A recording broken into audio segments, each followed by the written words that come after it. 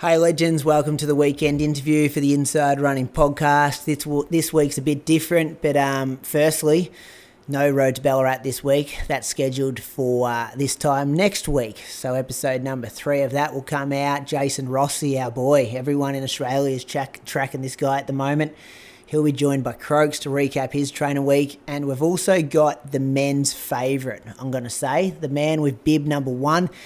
They're lined up to record during the week, so keep an eye out for that next week. That will be fun. This weekend for the interview, some context around it is this is a snippet from our UK monthly boys, and they recorded an episode which Jake Smith featured on. Long-time listeners and UK running fans will know who Jake Smith is. He was on episode 203 of our podcast back in September 2021. So I really do encourage you to pause me talking right now and go and listen to that long form interview to get some background on Jake before you listen to this chat. But if you're not going to do that, I'll give you a quick 30-second summary. Jake Smith, born in 1998, massive personality in the UK running world, debuted at the marathon and ran 2:11 flat. But get this, he was pacing the race and kept going. Phenomenal. He's also ran 60:31 for the half marathon. That was back in 2020. His marathon was back in 2021.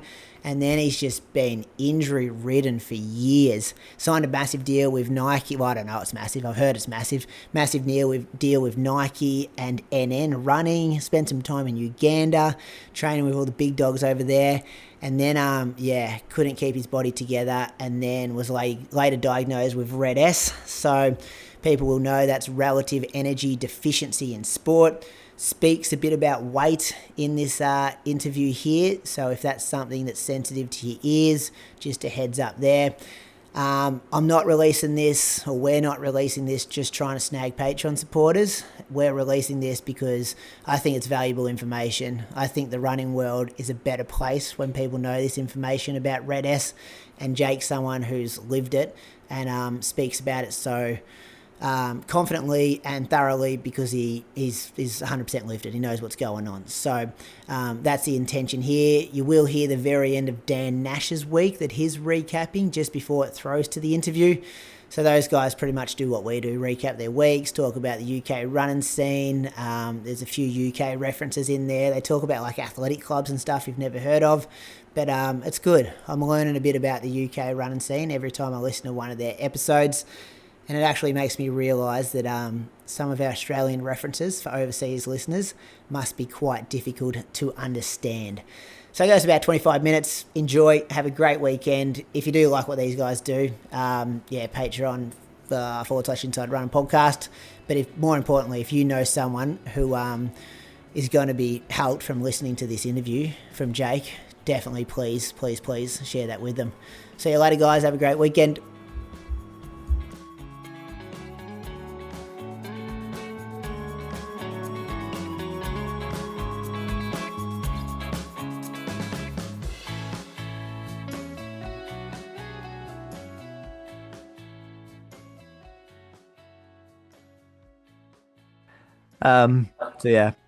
Saturday did 20k, 417 a k. Sunday I did 36k, 406 a k. Hilly for me. Like I said, I normally avoid the hills, but wanted to run somewhere new, so I got in 360 meters of elevation on that. So grade adjusted pace was a little bit quicker. 200k for the week. But sort of felt like the whole time I was just recovering from this cross country race and just getting more and more tired. So I sort of wish I'd probably just done the one session in the long run, but never mind. Got through it now and probably start reducing the training volume for Barcelona half in 2 weeks now. So hopefully freshen up a bit. And what's the aim at Barcelona? I think I should be able to run 63 something. Looking at the lab, I've been doing so much stuff at 20k an hour, and lactates have been great. I feel like, faster course and better competition, rested. Yeah, hopefully a 63, but we'll see. Nice. You can do that, mate. Easy. we've not gone into your London Marathon elite start yet. We'll come to that in a second because I've let in our special guest. I've not even actually mentioned we've got a special guest coming on, but we've got one. He's here. He's been waiting for a couple of minutes patiently.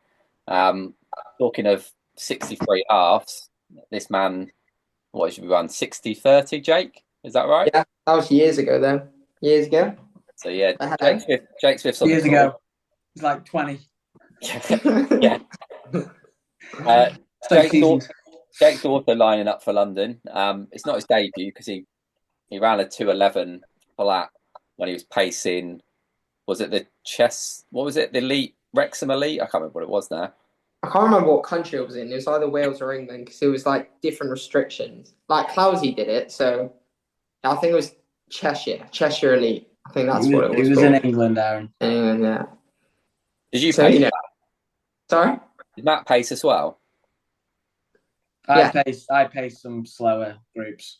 I didn't pace Jake. Yeah, you didn't fancy. Well, Jake was pacing. He just finished it off, didn't he? Just knocked out a 2:11 flat. So yeah, laughing at like 22 miles. Yeah, you were there. It was great fun. Jake's also on the elite London start line. He's currently out in Portugal, so hopefully his Wi-Fi is going to hold up. I mean, Jake, how's it to be on a call with one of your rivals from London, Dan Nash? Is Clowes not doing it this year? I was hoping he would be as well, but yeah, a bit scared after his performance in Valencia. I've already messaged him about next Sunday joining in for me with the long run, sort of a session, but I know he has Barcelona, so it depends how it works. I think it's going to be looking at the field in terms of the British field.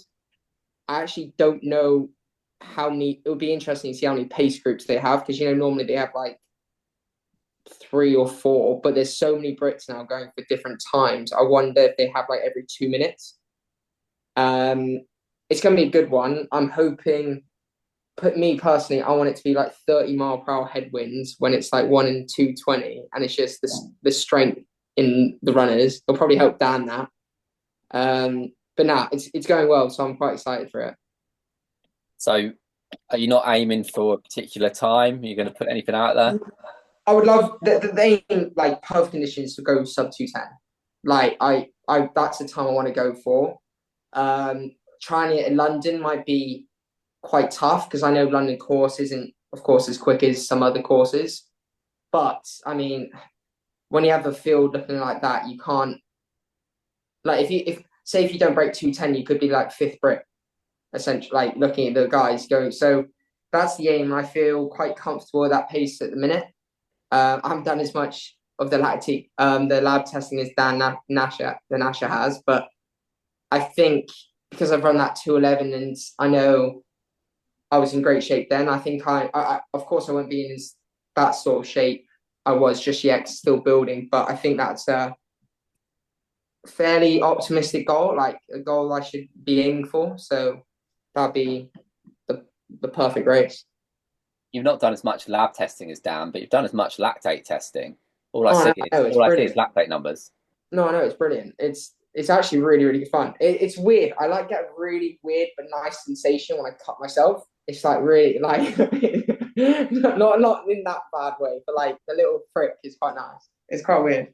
I've tested so many people, Jake, and I've never had that response. Oh yeah, I really enjoy using my Lancet. I think both of them 2 last sentences weren't great, to be honest. Oh yeah, there was a couple in there. I'll just sort of sweep over that for now. We're on a PC podcast these days. I did see a picture from you a couple of weeks ago when you were in a lab and you had blood everywhere. I mean, Dan, that can't be. I was going to comment. Yeah, I don't know. Like, you've went to a wrong lab, Jake. Don't go to Exeter. I've never seen anyone covered in so much blood after a lab test. Like, what are they doing? it like comes up, like the blood comes out on me quickly now, and like because we'd finished, and I think I then accidentally like wiped it on my body, so I hadn't cleared it off or anything. So I just started wiping myself. I don't know why, but it was literally everywhere.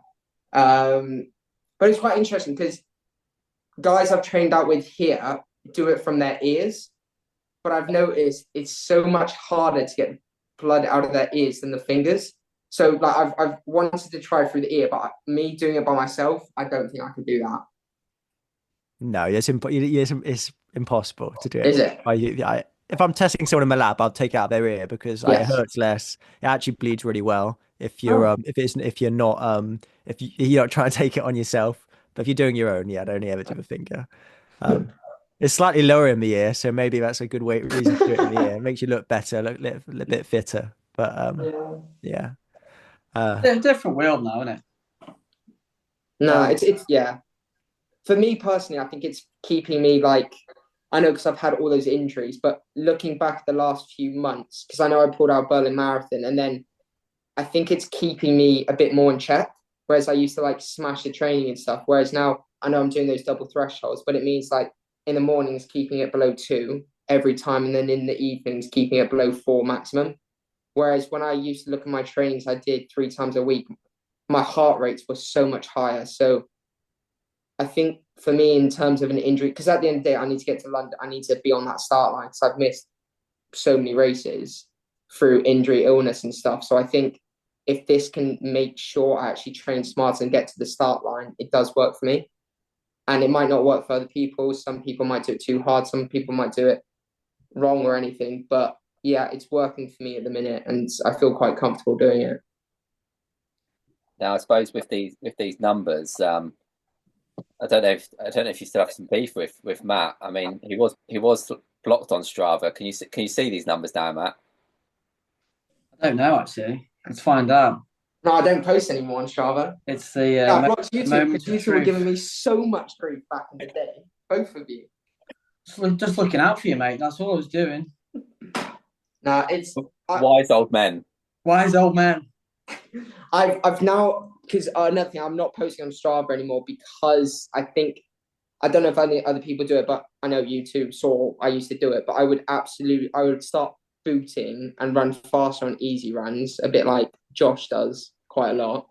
And I think it's like, because it's through social media, you always want to look good. There was a German guy we stayed with this time. I'll tell you a story. He did a session on Thursday and there was a bit of headwind, and he had a go at me for picking to go around this headwind bit because it wouldn't look good on the graph on Strava.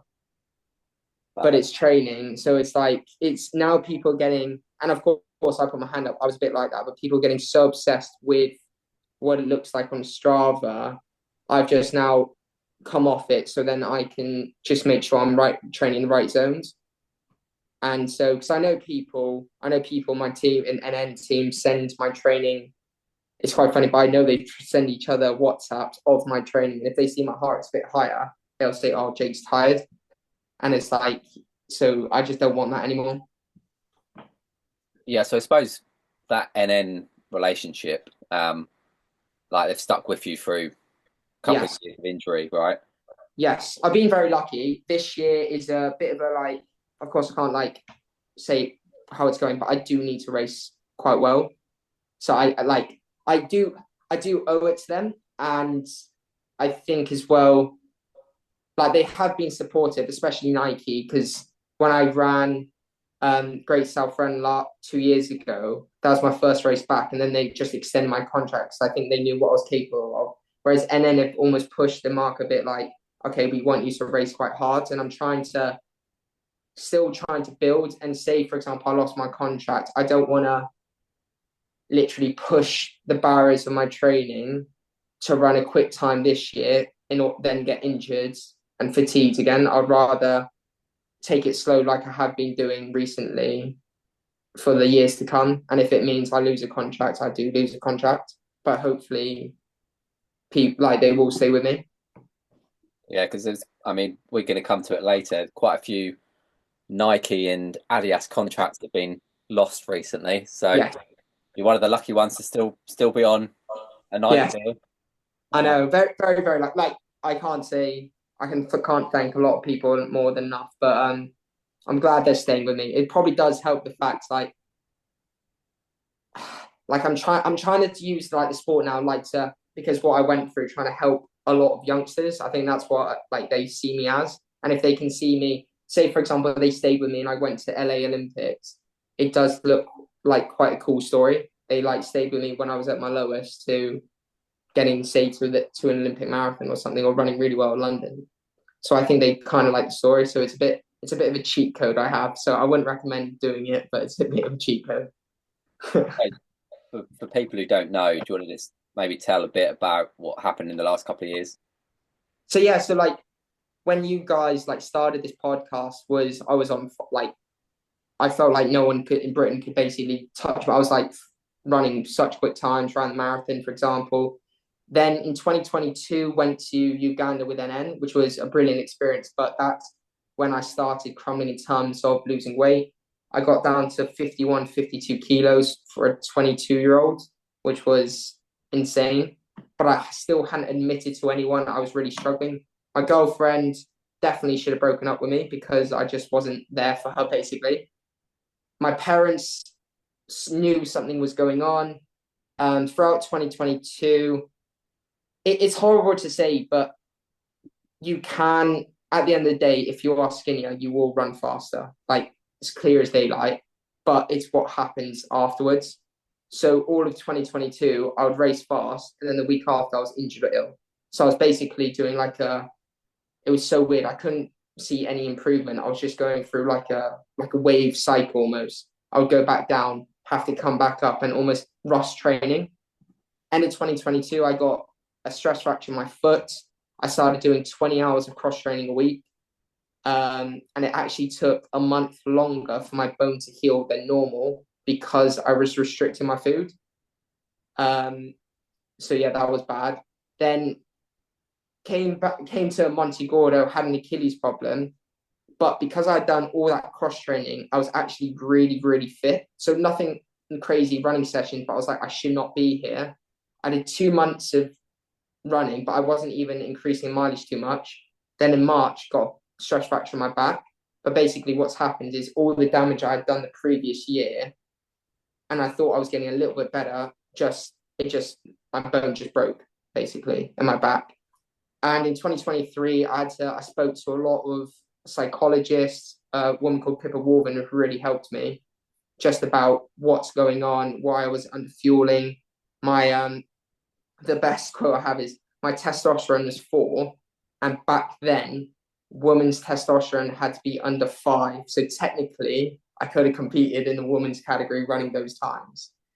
And yeah, so my bloods have now quadrupled. My testosterone is like 16, 17. My iron still is in the healthy range, but of course runners have low iron. But I had anemia.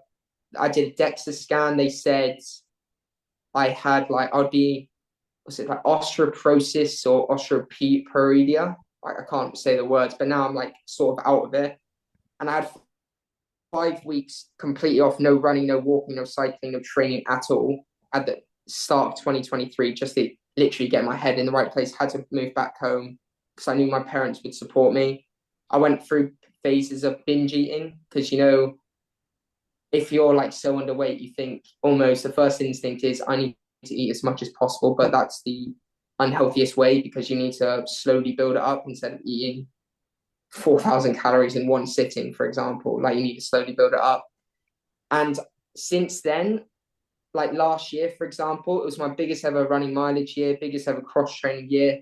I've put on 10 kilos. So you saw from Instagram, my VO2 has actually gone up since I did the testing 2 years ago. Running economy's come down, but the wrong thing with running economy is the fact they do it divided by your weight, so being 10 kilos heavier. But then they saw my oxygen uptake was in the 5 liters and stuff, so that's actually increased. So if you look at the numbers without dividing by my weight, I'm actually fitter than I was. So that's what I'm trying to do now. I'm trying to help a lot of people. And since for like 2 years now, it's actually been probably some of the best training I've ever done. Of course, I pick up niggles, but I haven't had any bone scares or anything like that. I've missed a few races due to injuries, but the longest time I've been out for is like 10 days, just from inflammation or anything like that. So it is a hard aspect. I'm still not struggling with it now, but I'm still struggling with what I did to my body previously. I'm still trying to build back up, and I think I'm doing that in a quite a good fashion. I think I'm helping a lot of juniors, but it is quite scary to see a lot of athletes, younger athletes, still thinking skinny is the way and everything. You see photos and everything, influencers, there's so many I cannot stand now. Still struggling, and it's like I can't say anything because I used to do the same things as them, but I'm trying to be that person now to go through Red Desk, because not many male athletes have done it, and then come up the other side and actually be stronger.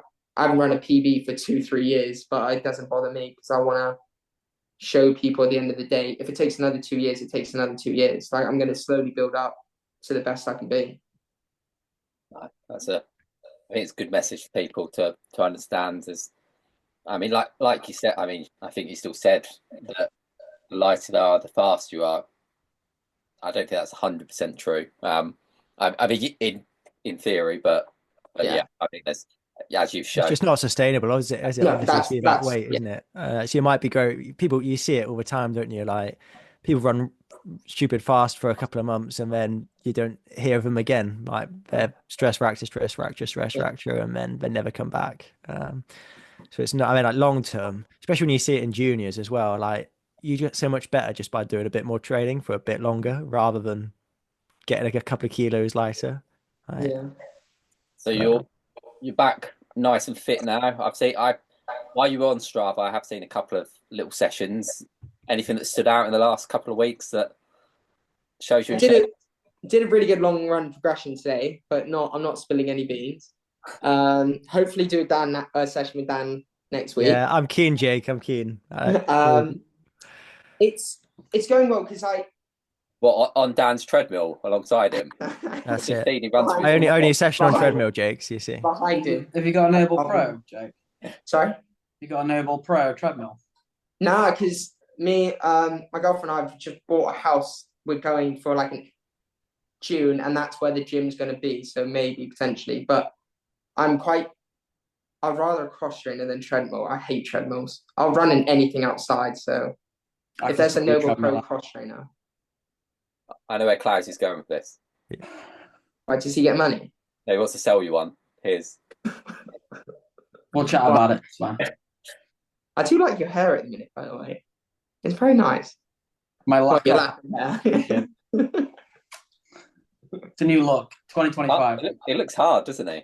I was really impressed with his 10K, but not as impressed with his hamstring though. Was it hamstring that went? It's still gone. Really? But it's You're coming getting back. We're getting there, mate. We're getting there. Give me another 3 years, and I'll be there. London start line. Yeah, You'll be a vet by then, won't you, Clousey? I'm already there, Dan. Vet 40. There. Hey, listen, as long as I can beat my PB at London, that's fine. I'll be all right. What's your PB at London? You just need to go look at it. 240, isn't it? 240. Sub 3 hours. At least you finished that day. Didn't have a great day. I didn't finish that day, so I got beat by a guy in board shorts. Not my best day. cool. But we learn. So one last, Jake. I don't know if the boys got some other questions, but is marathons where you're headed then now? Is that your ultimate goal? Yeah, I'm doing because Bath half. Oh, Dan, you might want to. It's I don't know. I think I posted it, but it's the World Road Running Trials for San Diego this year. So I'm doing Bath half. I was supposed to do a Belgium half marathon the week before, but I said to my coach at the end of the day, I would rather actually be in a race and go for a time just to show Britain, like a British fest. I need to be back in another one of them. And it is a great opportunity. And it shows, if I can get back into that, it does show that like the story is quite cool. After London, my coach and I have discussed, we don't really want to do another marathon for a while, because at the end of the day, you see the likes of Emil, you see all these guys, how fast they can run over 5 and 10K. I do need to still get quicker. Yeah. And if I don't do that training, how am I ever going to be competitive against any Africans in a major marathon, for example? Because they can just drop a 420 mile, 415 mile anywhere they want. So that is going to be the aim for the summer, just to get quick as possible, but doing it in a healthy manner, because sometimes I find when it comes to a lot of speed work, it can break me a bit. So it's like just keeping it in the right order. But yeah, that's where I want to go, because I am still not quick enough over the shorter distances. So yeah, that's what I'd like to do. What's the time for the world half, Jake? What have you got to run? It's 61:30, but no one's doing that in Bath. I'm hoping. I don't think Bath's that bad, you know. I know there's a hill at the end. I saw they've added in. Have they? Okay. But I don't know. But then the thing is, like, I don't think we're paces or anything. Yeah. So I know Ben Connor might be doing it, but at the end of the day, because it's only like 6 weeks before London, I'd rather say top 5 and almost cement my spot in the team. And I know British Athletics might be a bit arsey and say you have to run the time. For example, Dan ran 2:12:59 and hasn't been selected for European road running champs, and they're sending one guy. Like in April, it doesn't make sense. They're not sending a team. So that's my only worry.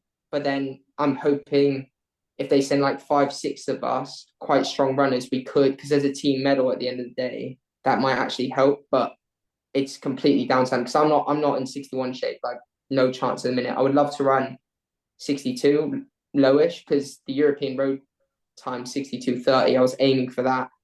Bath half might be a bit harder unless I just go for it from the gun, which I don't mind doing. But yeah, that's the first race of the year for me. That's good. I mean, be good to see you on the roads in the UK again. I think it's good for the UK as well if we get a few out doing a half marathon. I think it'll, you know, we've seen all the Brits out in Valencia and Seville and all these places. Be good to have some domestic running again. Well, the big one's 12 stage, because we want to beat Leeds, don't we? That's Ponty team. Oh, Ponty. Why have you joined Ponty? Why have I joined? Paul Graham paying you? No, he hasn't paid me yet. Yeah, But he has. Yeah. That's on the proposal. No, I want to bring Omar in. I think if everyone puts in 10 quid, pays for everything for him, he might join. He'll be straight in. Yeah, I know. We'll do it. No, that'll be quite cool, because I think no Phil's done before. I think a lot of the guys who do London do use it as like the last hard run, because it's like 2 weeks out. 2 weeks. Yeah, you do a long leg. Yeah. So I think we have a chance at top 3. It just depends if we get everyone out.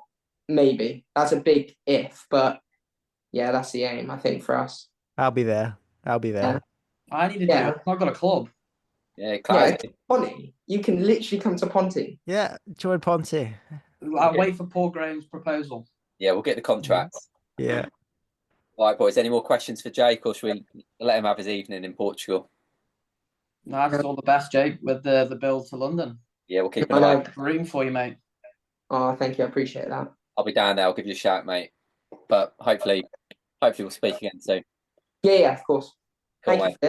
Is this the first episode? So it's going to be weekly things now? No. So this is we're doing it for the Aussie show. This is a monthly UK edition. I see. I thought I'd showcase some of the boys and girls who are doing London, and nice. You were the star. First man. pick, Jake. First pick. Yeah. I appreciate that. Phil said no, so I went to Jake. Phil said no. No, he did really. Cool. All right, mate. Catch you a bit. All right, mate. Bye. Right, boys. Matt, we should probably talk about your running for the last month or so. And I've seen on Strava those Ks miles have increased nicely. You back? I'm back. Yeah, I've had a dodgy hammy for the last sort of week and a bit. Tried to do 2 sessions. Thought I was young. Managed a session and a half, and then my hammy got